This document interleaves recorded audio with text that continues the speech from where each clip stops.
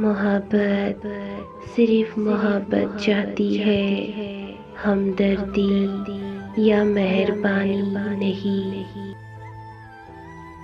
निकाह मोहब्बत का सबसे बड़ा इजहार और सबूत है।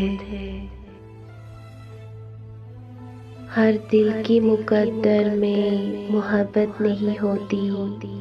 हर शख्स वफा भी नहीं करता।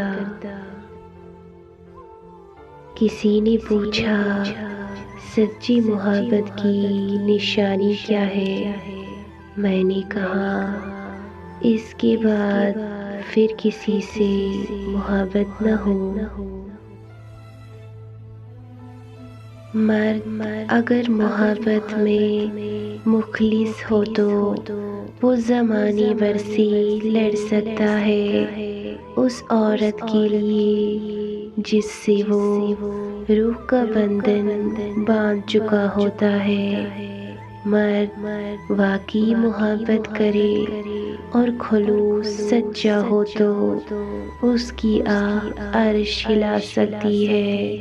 लेकिन सारी बात इस अगर में है और औरत मर्द की इस अगर के इंतज़ार में ही रहती है जो अक्सर अगर से मगर बन जाती है।